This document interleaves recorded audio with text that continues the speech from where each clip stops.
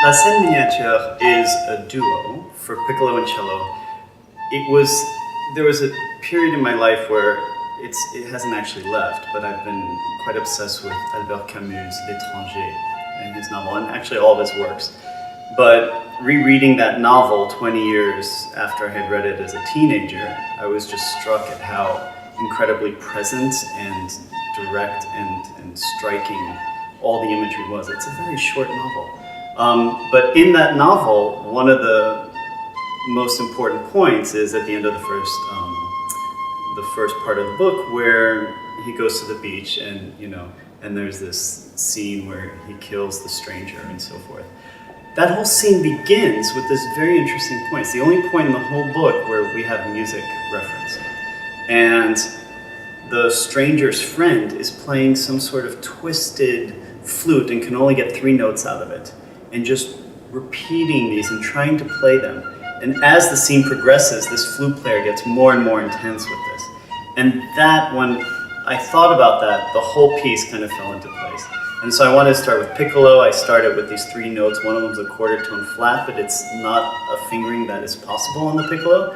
So there's this struggle to try to make the Piccolo do something it can't do, take it out of its kind of classical context and put it into a slightly different context. And then the piece evolves from that. The other thing worth mentioning is the cello represents kind of the nature side of the scene. So the Piccolo represents the kind of human struggle, the struggle of trying to get these notes, trying to cycle through them irregularly, and ultimately kind of falling apart and getting very excited in the process.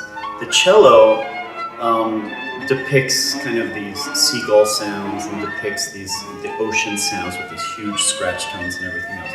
So the 2 instruments are completely different from most of the piece. And it's their coexistence that creates the dynamics of the piece.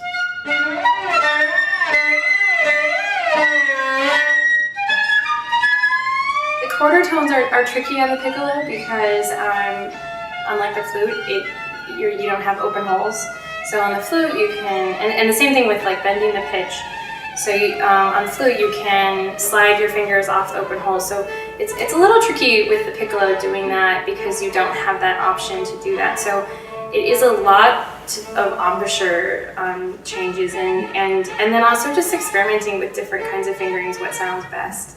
And sometimes it's a combination of both to really get that kind of color.